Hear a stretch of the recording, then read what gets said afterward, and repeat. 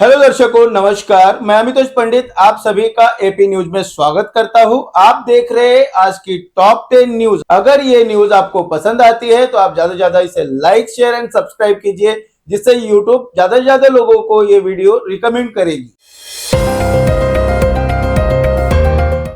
क्या भिवंडी का विकास हो रहा है या फिर शहर के भविष्य के साथ बड़ा खेल? इस सवाल को लेकर भिवंडी में कई स्थानिक नेताओं ने प्रेस कॉन्फ्रेंस कर गंभीर आरोप लगाए हैं।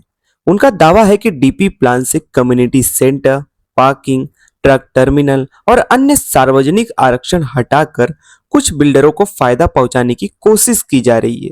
नेताओं ने कहा कि इससे शहर के भविष्य, छात्रों और आम नागरिकों के लिए जरूरी सुविधाएं प्रभावित होंगी। उन्होंने मुख्यमंत्री और उप मुख्यमंत्री से हस्तक्षेप कर आरक्षण बहाल करने और पूरे मामले की निष्पक्ष जांच कराने की मांग की। हालांकि इन आरोपों पर संबंधित पक्ष की ओर से अभी तक कोई आधिकारिक प्रतिक्रिया सामने नहीं आई है। क्या भिवंडी की नई बस्ती के लोगों का वर्षों पुराना इंतजार आखिरकार खत्म हो गया? इलाके में लंबे समय से जिम की मांग की जा रही थी, उनका उद्घाटन कर दिया गया। कार्यक्रम में मौजूद जनप्रतिनिधियों ने कहा कि यह सुविधा स्थानिक लोगों के पैसों से तैयार हुई है और अब इसकी जिम्मेदारी भी जनता की है। उन्होंने युवाओं से जिम का अधिक से अधिक उपयोग कर फिटनेस पर ध्यान देने की अपील की। स्थानिक लोगों से बताया कि करीब 15-16 साल से यह मांग लंबित थी, जिसे अब पूरा किया गया। साथ ही विधायक रईस शेख का आभार जताते हुए कहा गया कि लोगों की मांग पर तेजी से काम पूरा होगा। क्या मानकोली ब्रिज पर एक और लापरवाही ने 18 साल के युवक की जान ले ली? मुंबई भिवंडी रोड पर मानकोली ब्रिज के पास शुक्रवार 18 जुलाई की रात करीबन 11 बजे दर्दनाक सड़क हादसे में 18 वर्षीय अफान समाना विंचो की मौत हो गई। जानकारी के मुताबिक तेज रफ्तार बाइक सड़क के बीच रखे कंक्रीट डिवाइडर से टकरा गई। स्थानिक लोगों का आरोप है कि डिवाइडर पर न तो रेडियम स्ट्रिप लगी थी, न ही कोई रिफ्लेक्टिव चेतावनी संकेत था, जिससे रात में वह दिखाई नहीं दिया। गंभीर रूप से घायल अफान को तुरंत आईजीएम अस्पताल ले जाया गया, जहां रात करीब 1 बजे डॉक्टरों ने उसे मृत घोषित कर दिया। क्या भिवंडी की नई बस्ती में लोगों का वर्षों पुराना इंतजार आखिरकार खत्म हो गया? विधायक रईस शेख ने नई बस्ती स्कूल नंबर 68 के पास नवनिर्मित कम्युनिटी जिम्नेशियम का उद्घाटन किया। उन्होंने कहा कि यह जिम आधुनिक सुविधाओं से लैस है और स्थानिक नागरिकों, खासकर युवाओं को बेहतर फिटनेस और स्वस्थ जीवन शैली अपनाने में मदद करेगा। स्थानिक लोगों ने भी इस पहल का स्वागत करते हुए बताया कि इलाके में लंबे समय से ऐसी सुविधाएं की मांग की जा रही थी। विधायक ने इस स्थानीय विकास की दिशा में एक महत्वपूर्ण कदम बताते हुए नागरिकों से जिम का जिम्मेदारी के साथ उपयोग और रख रखाव करने की अपील की। थाने में बनने वाला अमेज़न डाटा सेंटर अब एक नए विवाद की वजह बन गया है। थाने में प्रस्तावित अमेज़न डेटा सेंटर के खिलाफ स्थानिक निवासियों ने विरोध प्रदर्शन किया। प्रदर्शनकारियों का कहना है कि इस परियोजना से इलाके पर संभावित पर्यावरणीय और स्थानिक प्रभाव पड़ सकते हैं, इसलिए उनकी चिंताओं पर गंभीरता से ध्यान दिया जाना चाहिए। फिलहाल परियोजना को लेकर प्रदर्शन जारी है और प्रदर्शनकारियों ने प्रशासन से अपनी आपत्तियों पर विचार करने की मांग की। वहीं इस विरोध को लेकर अमेज़न या संबंधित अधिकारियों की ओर से कोई विस्तृत आधिकारिक प्रतिक्रिया सामने नहीं आई है। हम लोग यहाँ के रेजिडेंट्स हैं। हमारा सोसाइटी इस डेटा सेंटर की बाउंड्री से महज 50 मीटर से भी कम दूरी पर है। हम लोग बहुत ज़्यादा चिंतित इस चीज़ को लेकर कि आने वाले समय में क्या होगा। अभी 54 एकड़ की लैंड में 422 मेगावाट की कैपेसिटी का डेटा सेंटर है।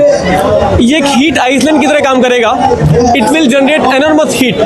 वो हीट हमको ऐसा रिसर्च से पता चला और बाकी डेटा सेंटर के साथ से यहाँ पे 2 से 3 डिग्री का टेम्परेचर बढ़ने की आशंका है।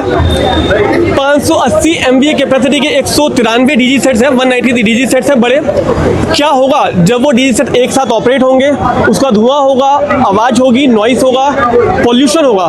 और इतनी बड़ी मात्रा में डीजल को स्टोर करने के लिए कितना रिस्क है। तो उन सब चीज़ों को लेकर हमको अपने बच्चों के लिए, भविष्य के लिए बहुत चिंता है सर। एनसीसी ट्रेनिंग के नाम पर छात्रों के साथ अमानवीय व्यवहार किया गया। सोशल मीडिया पर वायरल एक पुराने वीडियो में दावा किया गया है कि थाने के जोशी बेड़ेकर कॉलेज में एनसीसी छात्रों के साथ मारपीट की गई। यह वीडियो अगस्त 2023 का बताया जा रहा है, जिससे उस समय काफी विवाद खड़ा किया था। वीडियो सामने आने के बाद छात्रों के साथ कथित दुर्व्यवहार को लेकर सवाल उठे और मामले की जांच भी की गई। हालांकि वायरल वीडियो को मौजूदा घटना समझकर साझा करने से पहले उसकी तारीख और संदर्भ की पुष्टि करना जरूरी है, क्योंकि यह हालिया घटना नहीं बल्कि 2023 का मामला है। क्या डोंबिवली के शास्त्री नगर अस्पताल मारपीट मामले में पुलिस कार्रवाई तेज हो गई है? महाराष्ट्र के डोंबिवली स्थित शास्त्री नगर अस्पताल में हुई मारपीट मामले में पुलिस ने 5वें आरोपी को गिरफ्तार किया है। गिरफ्तारी के बाद आरोपी को कल्याण कोर्ट में पेश किया गया।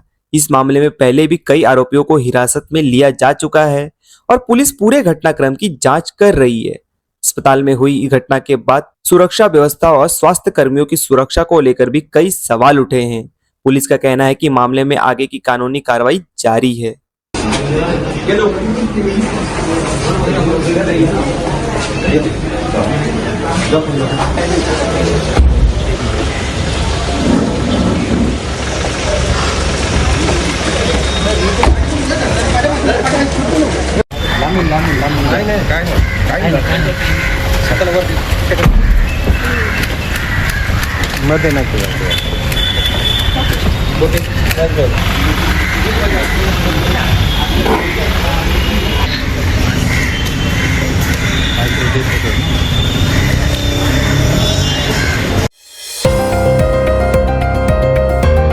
कुर्ला फ्लाईओवर पर बड़ा हादसा होते होते टल गया।